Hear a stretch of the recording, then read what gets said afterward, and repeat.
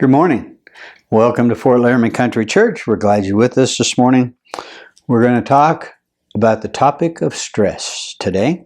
But before we get started, let's have a word of prayer.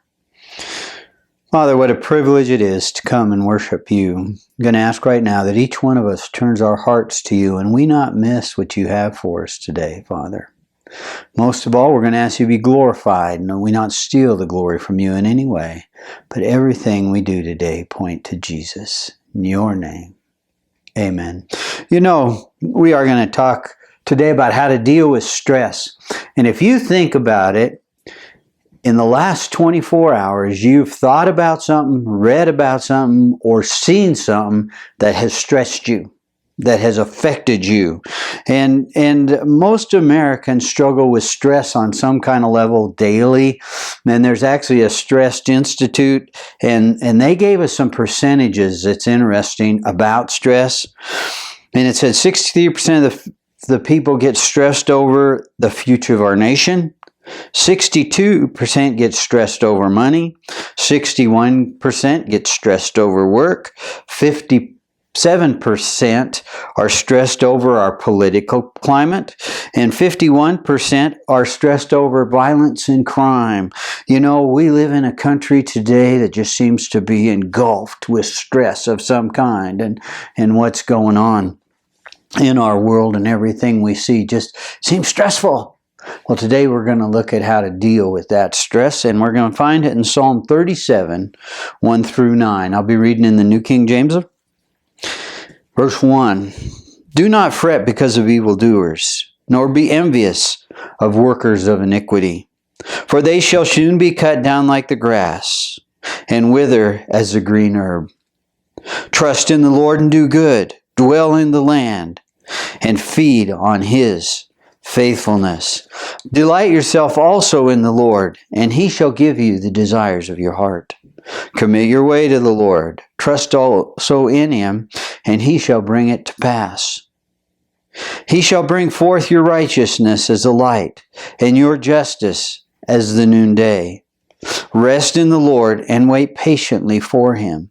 Do not fret because of him who prospers in his ways, because of the men who bring wicked schemes to pass.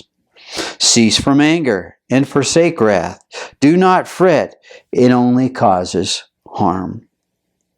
For evil men will be cut off, but those who hope in the Lord will inherit the land. It tells us, do not fret. Now, that's not a word we use a lot today. A word or a term we use a lot today is stressed out. It's the same thing. Webster's, if you look it up in the dictionary, the word fret means gradually wear away on something by rubbing or gnawing. When I think of gnawing, I think of a rat. If you've ever seen rats or been around rats, they gnaw on things. They chew on things constantly. And then if you take and look at the Hebrew word, is kana, or ra, is how that's pronounced, I believe. It means to blaze like a fire, all-consuming. That's what that word means. And fires are all-consuming. We lived just in Montana when the Yellowstone fires burned back in the 80s. And we actually went and saw the park afterwards. Virtually consumed Yellowstone Park. I mean, just totally consumed it. That's what fires do.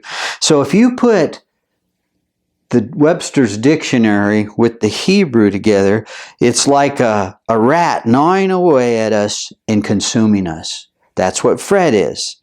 And you want to know if you're fretting or you're stressed out, you can't stop thinking about it. It's where your thoughts go at night. It's the topic of your conversation with other people.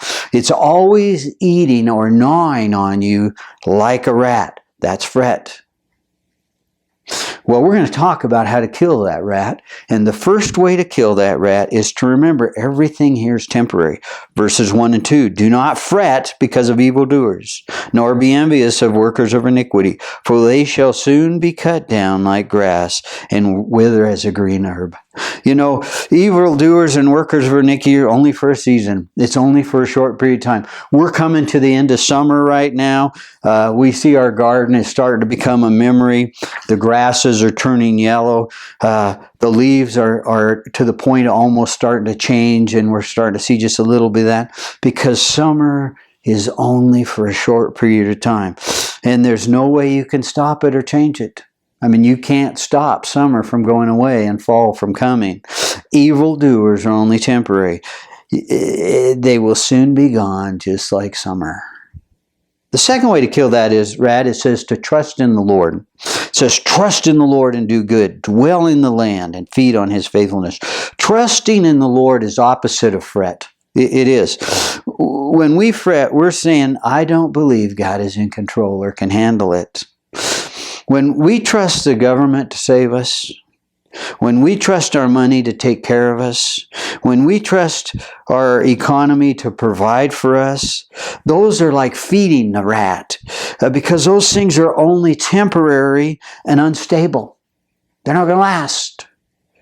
Jeremiah 17:7-8 says it this way: Blessed is the man who trusts in the Lord, whose confidence is in him. He shall be like a tree planted by the water, and sends out its roots by the stream. It does not fear when heat comes. Its leaves are always green. It has no worry in the year of drought, and never fails to bear fruit. That's why it's so important to trust in the Lord. See, when we start trusting in the Lord, that virtually poisons the rat. And then it says do good. Now there are some symptoms, and they all take energy, of when we're fretting, when we're stressed out. And here are some things people deal with when they fret: fatigue, headache, upset stomach, muscle tension, change in appetite, grinding of teeth. Those all take energy. And one thing I know, as I get older, I don't have the energy to do a lot of things I used to do. And it's like you run out of gas, or you hit a wall, you hit a point at some place, you almost have to quit. So we can either spend our time and energy on feeding and take care of the rat, fretting, or doing good. Those are our choices. It says feed on his faithfulness. You know, some translations actually, God is faithful to do as he says. You know, God will never let us down. When you feed on his faithfulness, there's a desire there. I don't know, we were up hunting one time, and my brother-in-law brought some of these pretzels called Dots, and I don't know if you've ever been around those things, and he didn't say a thing. He just opened them up and put them there on the table and walked off. Well, I tried one, and then I had to have another one, and then I had to have another one, and I had to have another one. Pretty soon, I was just thinking about having one more. And I looked at him and I said, what are you doing to us? And it was funny, because when we start to feed on the Lord's faithfulness like that, we want more of him and more of him and more of him. When we feed on God's faithfulness, we're actually starving the rat. The third way is to delight yourself in the Lord. That's how we're going to get rid of that. Or you delight yourself in the Lord. It says, delight yourself also in the Lord, and he shall give you the desires of your heart. Things that bring us delight are things we spend time with. We enjoy our grandkids. We love our children. And we just love spending time with them. They're delight to us. And they bring us joy, and they virtually make us come alive. When we were in Torrington, we took care of our yard. We had a little sprinkler system in this yard, and we fertilized. We took care of the yard, but we watered it. And there was our neighbor right next door never watered his yard, ever. And it was yellow and dead, and this was bad. And one day we were talking over the fence. He says, I wished I could pull my yard to your yard to my yard. Your yard looks great. Well, the only difference in the two yards was He never watered his yard. They got the same amount of sun. They got the same weather. They had the same dirt. We had the same neighbors. The difference was water. He never watered his yard. Grass delights in water. It comes alive. It keeps the weeds out. And we didn't have to struggle with weeds. His yard was a weed mess. Excuse me. But it's because of water. If we decide ourselves in the Lord, we too will come alive. And the more we come alive in Jesus, the more that rat dies. He shall give you the desires of your heart. When we delight ourselves in the Lord, then our heart we desire the things of God. There's a song, Turn Your Eyes Upon Jesus. And look, I think it goes, turn your eyes upon Jesus. And one of the verses in there is, turn your eyes upon Jesus, and the things of life will grow strangely dim. I'm going to change that. Turn your eyes upon Jesus, and the rat will grow strangely dim. That stress and fretting virtually goes away. Verse 5, and the fourth way to kill the rat is to do life God's way. It says, commit your way to the Lord. Trust also Him, and He shall bring it to pass. When we commit our way to the Lord, we do life God's way. Our actions align with God's Word. We commit our ways to the Lord, then the rat has nothing or no place to live. And it says, and He shall bring it to pass. The desires of our heart will be something that God is doing. And as we see this, and then He brings it to pass. Because He said He would. We had a young gal when I was pastoring in another little church, and she was young, 40, 41, 42, and she was dying of cancer. And I stopped by her work to see her. Well, she wasn't at work. They said she wasn't doing well. And so I was stopped by to see her at her house, and she was sitting on the couch kind of in a funk, and I could tell what was going on. I says, "You've been thinking about death?" And she says, "I have been." Well, we started talking about God and how He was in control over death, and that how God had a place for her, and He said would bring to pass heaven. And as we talked about it, you could see that heaviness, that rat start to leave. And she got up and went back to work. She got up and I was leaving. I said, "Where are you going?" She said, "Well, I'm going back to work." She'd virtually killed the rat that day.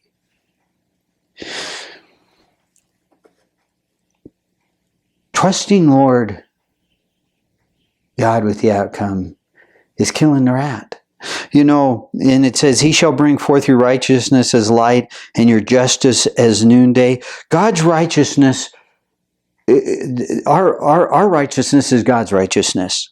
God's justice is our justice. You know, and the injustice of Jill's cancer never stopped her from shining, because her righteousness and justice was in God through Jesus Christ. God's justice always kills rats. Another way to kill the rat is to be still and rest in the Lord. Verse 7, rest in the Lord and wait patiently for Him. Do not fret, there it is, because of him who prospers in his way, because of the man who brings wicked schemes to pass. We're doers. We like to solve problems. We like to take matters into our own hands. Resting in God and is waiting patiently for Him. I'm going to ask you to do something right now, and I do this periodically, and I ask our church to do it periodically. I'm going to ask you, raise your hand right now. Right now, raise your hand and repeat after me. I resign as ruler of the universe. Doesn't that feel better? Doesn't that feel better? You don't have to fret about anything.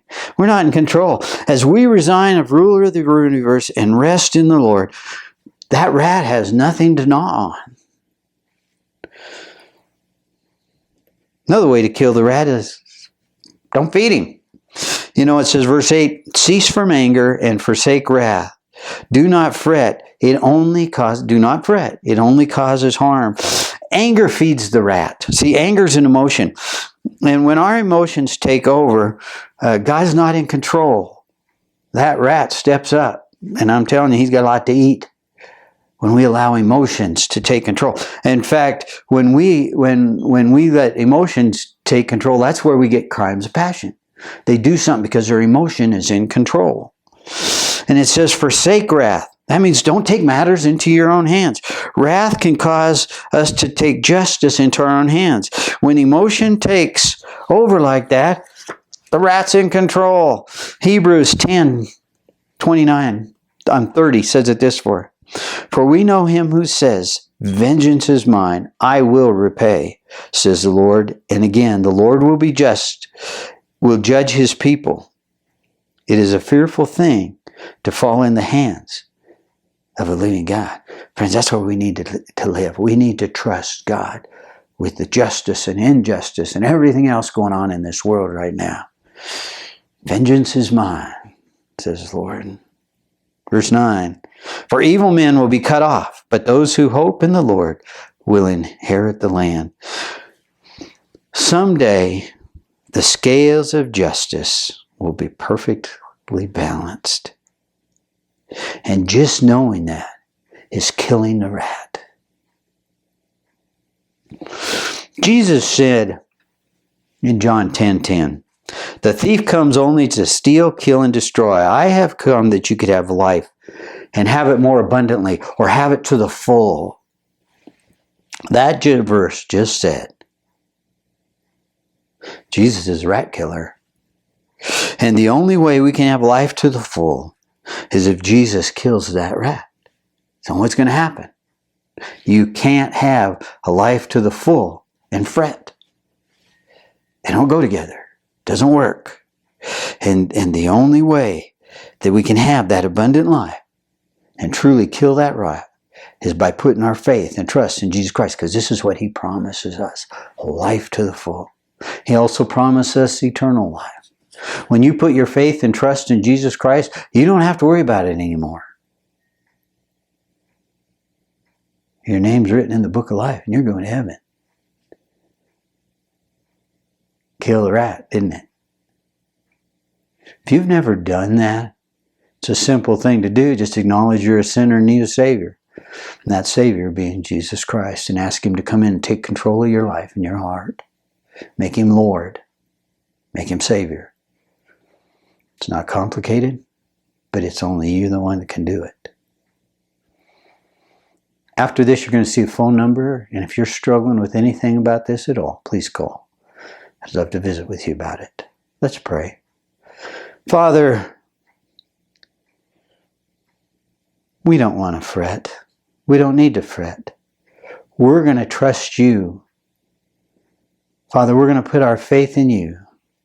May we live that life that you're honoring and offering to the full. We ask this in Jesus' name. Amen.